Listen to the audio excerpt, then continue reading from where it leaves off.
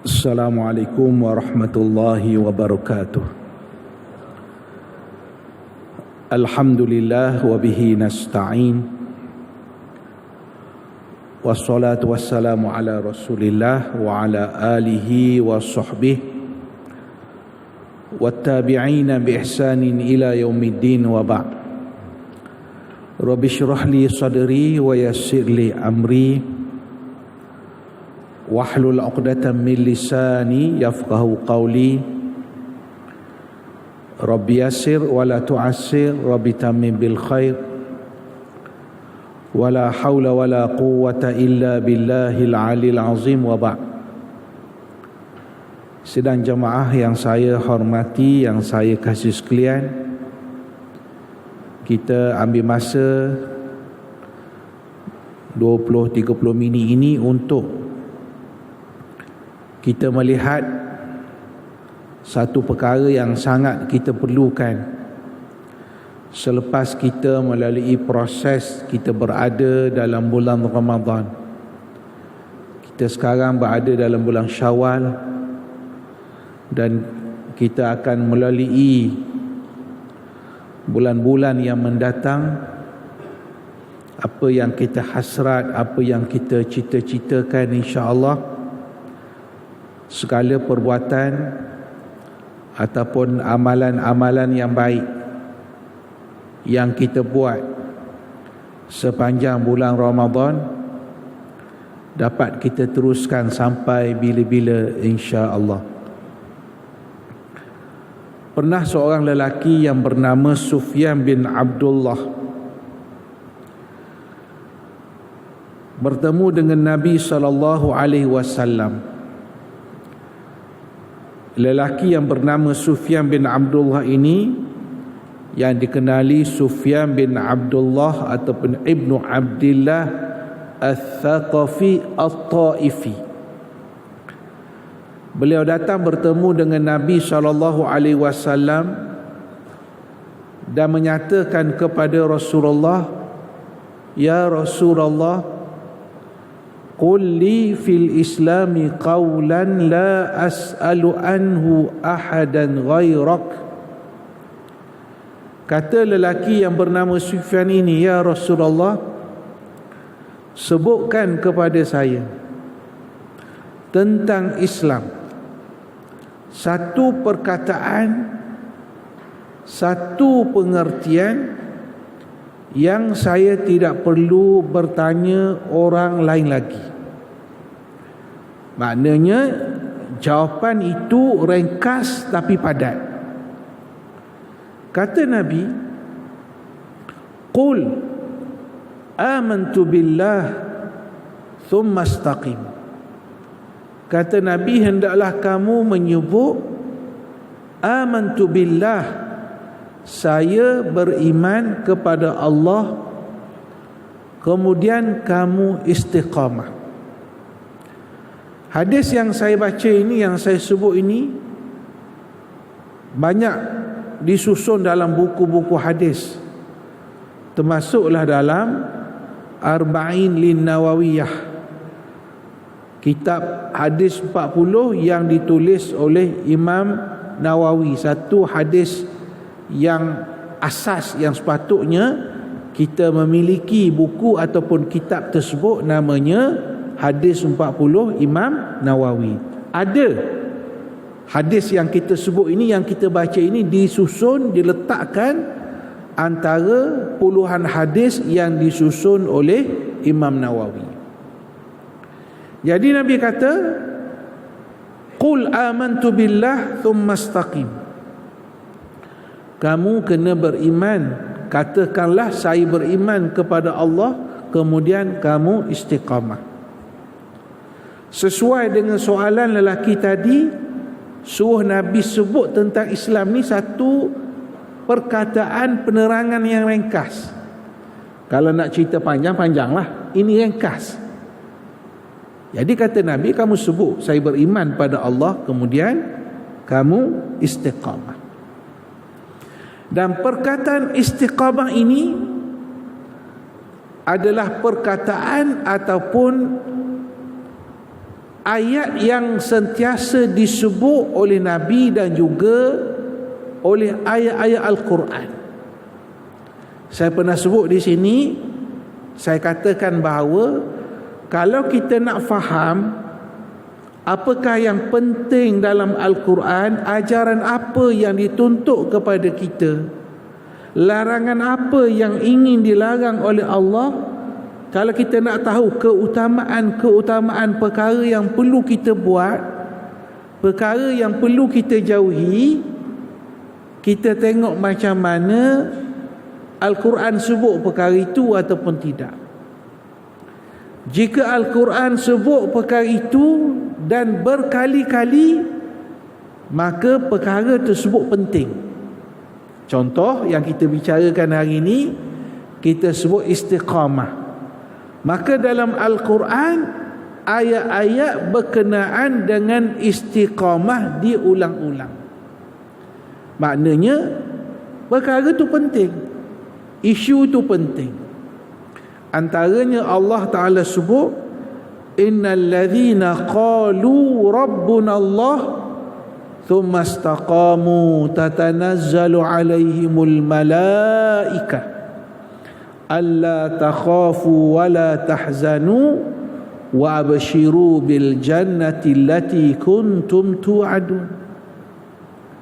Sesungguhnya orang-orang yang menyatakan Rabbuna Allah, Tuhan kami ialah Allah, thumma istaqamu, kemudian mereka istiqamah, dia committed, dia konsisten di atas keimanan kepada Allah, maka Allah akan turunkan kepada mereka malaikat, alla takhafu wa la tahzanu.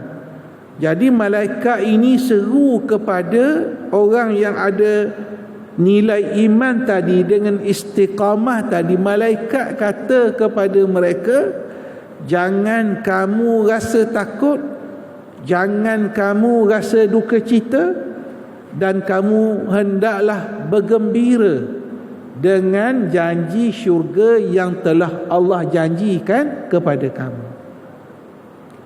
Waktu mana malaikat ni kata perkataan itu kepada kita? Waktu bila? Ahli tafsir sebut ada dua pandangan.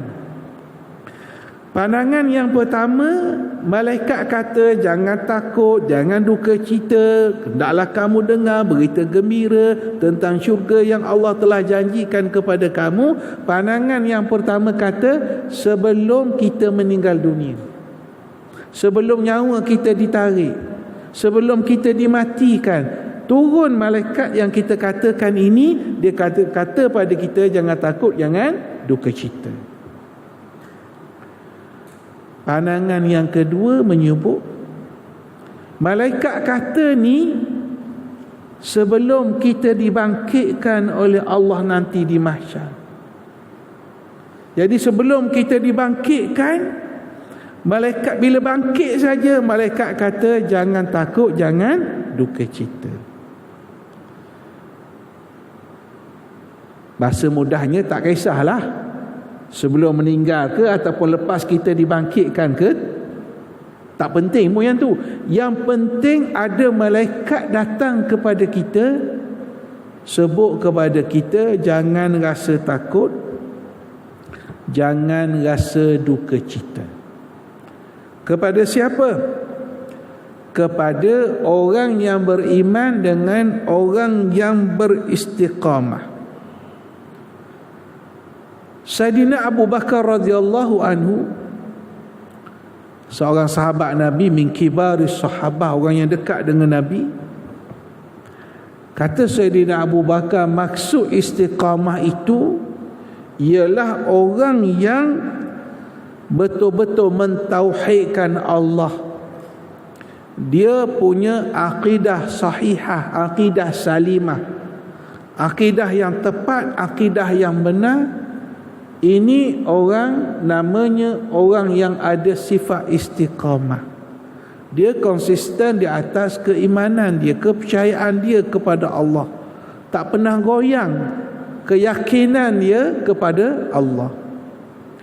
Manakala Sayyidina Umar radhiyallahu anhu menyatakan orang yang istiqamah ini ialah orang yang disebut sebagai istaqamu bi taatillah.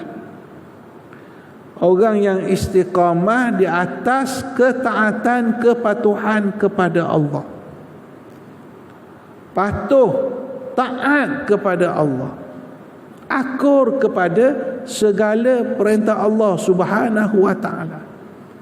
Pasti sekali dimulakan dengan perkara-perkara yang fardu, yang wajib, disusuli dengan perkara yang sunat. Tuan-tuan yang saya hormati, dalam amalan kita, ketaatan, kepatuhan kita tak boleh samakan standard amalan kita nak suruh orang lain sama dengan kita. Maksud saya begini, kalau perkara fardu itu tidak ada tolak ansur lah, macam kewajipan solat, kewajipan puasa, itu jelas lah, dia tak ada kompromi. Tak apalah awak tak solat sikit-sikit, itu tak boleh, tak ada kompromi. Itu standard yang sama. Maksud saya ialah kita tak boleh standard amalan kita ni kita nak paksa kepada orang lain. Ambil contoh mudah begini. Standard kita, amalan kita, umpamanya ini contoh saja, kita paling kurang kita akan solat tahajud 2 rakaat, contoh.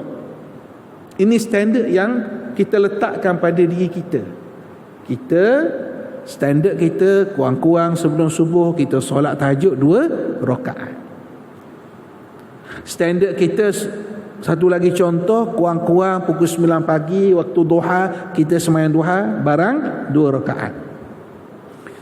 Itu standard kita. Kita tak boleh letakkan standard kita ni kita paksa kepada orang lain. Contohnya standard yang sama kita nak suruh anak kita buat yang sama. Dan bila anak kita tak buat, kita tak senang hati, kita tak gembira. Tak boleh. Pasal apa tak boleh? Yang pertama, ia adalah berbentuk amalan sunat, satu.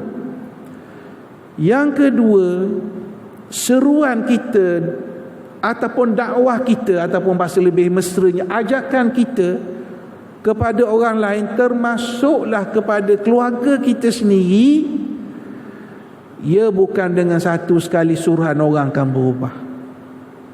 Tak mungkin. Justru itu tugas kita ialah mengajak, memujuk, mendorong, bukan memaksa. Faham tak maksud saya? Bukan memaksa. Yang boleh paksa ialah kalau bentuk kefarduan. Itu tak boleh tolak ansur. Beritahu pada anak kita nak sembahyang Jumaat, sembahyang tak nak, buang abah tak kisah. Itu tak boleh sebab perkara fardu. Ada pun perkara sunat ada ruangnya. Kita tak boleh letakkan standard kita kepada orang lain. Jadi Sayyidina Umar kata orang yang istiqamah ni ialah orang yang sentiasa istiqamah di atas kefarduan ataupun kewajipan yang diwajibkan oleh Allah Subhanahu wa taala. Ada satu cerita yang disebut oleh seorang imam, oleh seorang ulama, namanya Imam Al-Qushairi. Ini cerita tapi kita boleh ambil pengajaran. Imam Qushairi cerita, dia mendengar satu kisah orang-orang soleh, di mana orang soleh ni dia lihat dalam mimpi dia. Dalam mimpi dia bertemu dengan Nabi. Orang soleh ni dalam mimpi dia jumpa Nabi sallallahu alaihi wasallam. Maka dalam mimpi, ini bukan cerita betul, ini bukan real ni, mimpi. Dalam mimpi tersebut orang soleh itu bertanya kepada Rasulullah. Dia kata, "Ya Rasulullah, laqad qulta syayyabatni Hudun wa akhawatuha. Dia kata, ya Rasulullah, saya mendengar bahawa Rasulullah pernah menyebut syayyabatni Hudun wa akhawatuha, menyebabkan rambut saya beruban disebabkan surah Hud dan saudara-saudara surah Hud. Jadi kata orang soleh ni, dia kata, apakah yang menyebabkan ataupun apakah ayat yang lebih tepat dalam surah Hud yang menyebabkan kamu sampai rambut kamu beruban? Maksud beruban di sini, maksud dia sampai Nabi berfikir, Nabi merenung, Nabi tadabbur, Nabi ambil cakna ayat tersebut sampai beruban rambut Nabi. Begitu gambarannya. Dalam mimpi tersebut, Nabi menjawab kepada persoalan lelaki tersebut. Dia kata, ayat yang menyebabkan rambut aku beruban itu ialah firman Allah, fastaqim kama umirta wa man taba ma'aka wa la tatghaw innahu bima ta'maluna basir. Surah Hud ayat 112. Maksudnya, hendaklah kamu istiqamah, kamu committed, kamu konsisten, kama umirta, seperti mana yang Allah Ta'ala telah perintahkan kepada kamu, wa man taba ma'ak, dan kepada sesiapa yang bertaubat bersama kamu. Maksudnya Allah Ta'ala kata, hendaklah kamu istiqamah seperti mana kamu diperintahkan, dan juga orang yang bertaubat bersama kamu. Tengok, Allah kumpulkan sekali orang yang bertaubat itu bersama dengan orang yang patut kita beristiqamah. Ini nak menzahirkan hebatnya orang yang bertaubat. Allah Ta'ala sebut wa man taba ma'ak, dan sesiapa sahaja orang yang bertaubat bersama kamu. Rupanya orang bertaubat ni punya kedudukan yang baik di sisi Allah. Betul lah, masa dia lakukan maksiat tu jauh lah daripada rahmat Allah, daripada kasih sayang Allah, betul. Tapi bila dia sahaja bertaubat kepada Allah, mohon keampunan kepada Allah, Allah muliakan, sehingga Allah Ta'ala sebut di sini, wa man taba ma'aka wa la tatghaw, dan hendaklah kamu bersama dengan orang yang bertaubat, wa la tatghaw, dan jangan kamu menjadi orang yang melampaui batas. Kita hidup ni, kita kena hidup yang sederhana, tak boleh menjadi melampaui batas, berlebih-lebihan, melampau-lampau tak boleh. Pandangan kita kena sederhana, percakapan kita sederhana. Sebab bila melampaui batas ni, dia akan membawa kerosakan kepada kehidupan kita. Sebab itu amalan ini, amalan kebajikan, amalan soleh ini dilihat bukan dari sudut jumlahnya, bukan jumlahnya, tapi dilihat dari sudut kita buat, kemudian kita konsisten apa yang kita buat, apa yang kita lakukan. Ini prinsip-prinsip asas yang diajar oleh Allah dalam Al-Quran dan disebut oleh Nabi SAW. Baik, ringkasnya, bila kita sebut istiqamah ni, yang pertama, istiqamah ni maksud dia, para ulama kita kata as-sabat 'alal haq. Kita sabat, kita tetap di atas kebenaran. Kebenaran ni benda mahal. Kebenaran ni benda mahal. Jadi kita akan tetap bersama dengan kebenaran, walaupun mungkin kebenaran itu pahit, Mungkin kebenaran itu tidak sama, tidak sesuai dengan kehendak kita, tak apa. Tapi kalau ianya adalah kebenaran, tugas kita ialah as-sabat 'alal haq. Kita tetap di atas kebenaran tersebut. Yang kedua, istiqamah ini ialah kita ibtiad amma haramallah. Kita jauhi daripada apa yang diharamkan oleh Allah, yang dilarang oleh Allah Subhanahu wa taala. Itu istiqamah juga. Istiqamah juga maksudnya ialah al-masiratu fit tariq ilal amam. Kita ni bergerak ke hadapan, mencari kebaikan. Itu istiqamah. Kita bukan tengok benda belakang, benda yang sudah berlaku sampai kita kecewa. Itu bukan orang istiqamah. Orang istiqamah dia memandang ke depan. Sebab itu di antara prinsip yang Nabi ajar kepada kita ialah sifat positif yang perlu ada kepada kita. Perlu ada kepada kita. Justru itu dalam satu hadis Nabi puji orang mukmin. Nabi kata, ajaban li amril mu'min, inna amrahu kullahu khair. Kata Rasulullah, ajaban, luar biasa. Urusan orang mukmin ni sangat luar biasa. Kenapa luar biasa? In asabathu sarra syakara fakana khairan lahu.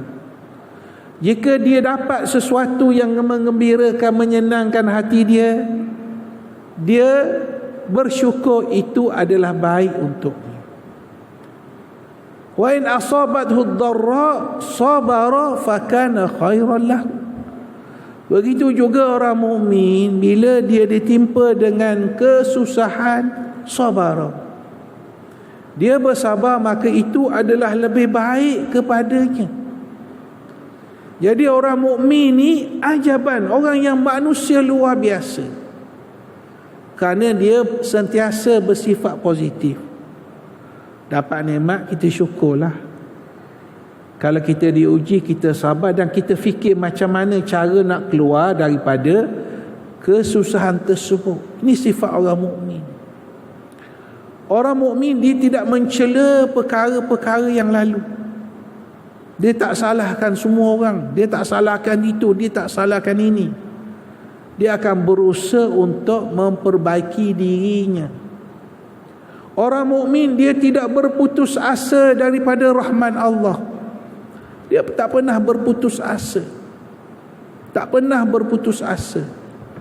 Sebab itu beza orang mukmin dengan orang bukan mukmin. Orang bukan mukmin bila ditempa kesusahan, dia nampak pintu segala-gala pintu itu sudah tertutup rapat.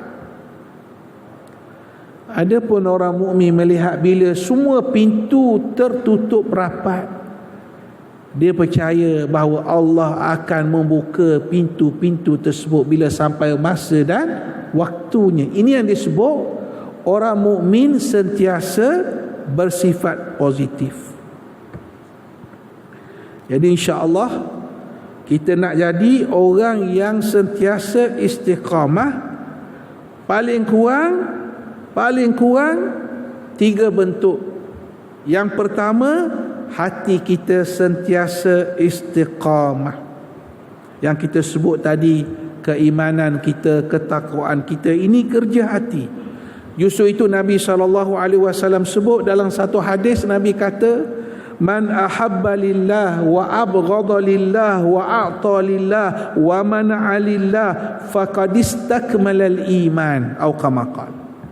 Kata Nabi, siapa yang mencintai sesuatu kerana Allah, bukan kerana manusia, kerana Allah, lillah, kerana Allah, wa abghada lillah, dan dia benci sesuatu kerana Allah, dan dia beri sesuatu kerana Allah, dan dia menahan sesuatu kerana Allah.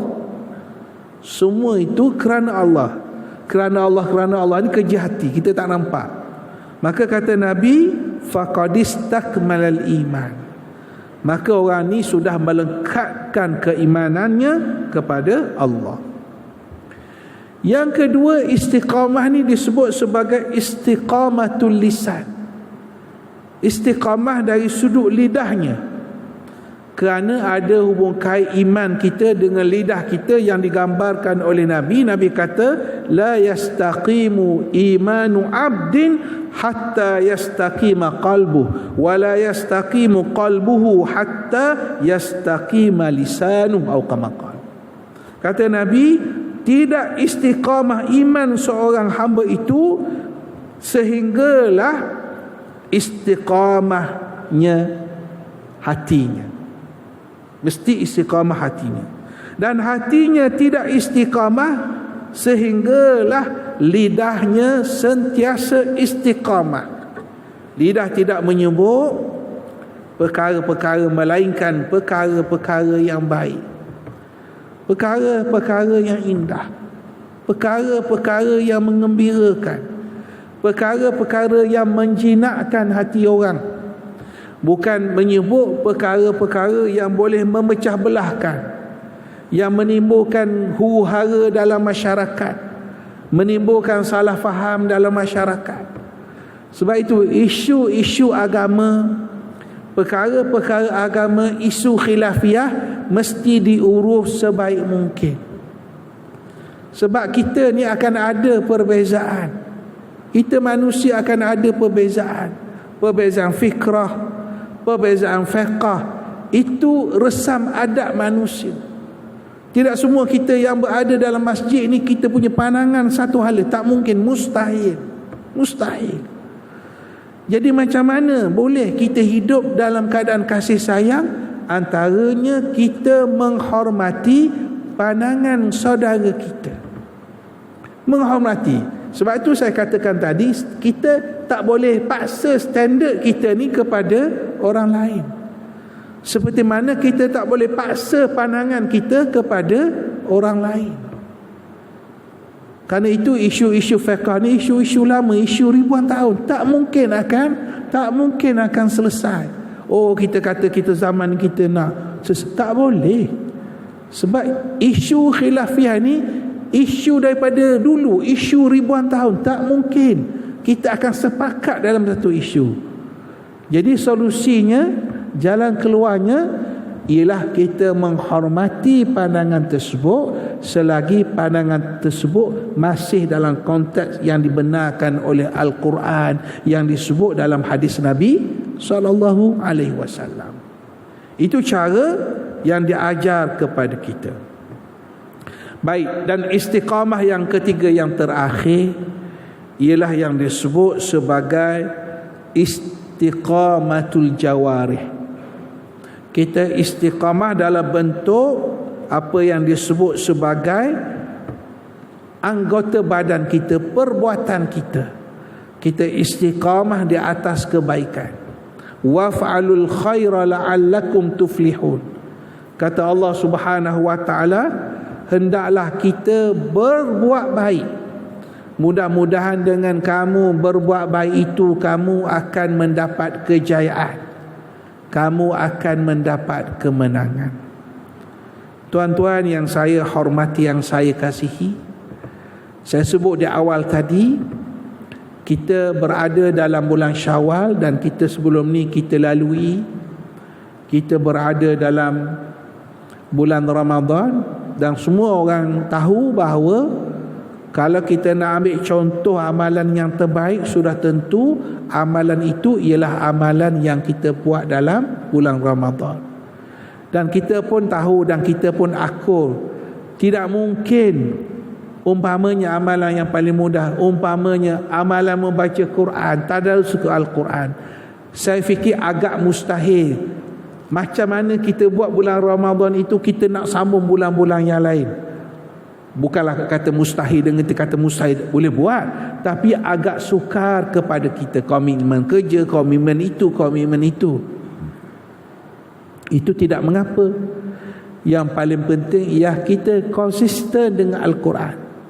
Seperti mana kita baca setiap hari dalam bulan Ramadan, maka itu yang kita nak bawa sepanjang hari untuk bulan-bulan yang akan datang. Kita mengambil masa yang tertentu untuk memahami ayat-ayat Al-Quran. Kita sebut kita tadabbur Quran. sehingga kita dapat memahami apa yang Allah Ta'ala kehendaki kepada kita, maka itu juga yang kita nak bawa sepanjang selepas Ramadan, bulan Syawal dan selepasnya, untuk kita ambil peluang dalam hari-hari yang kita lalui untuk kita tadabbur ayat-ayat Allah Subhanahu wa Ta'ala.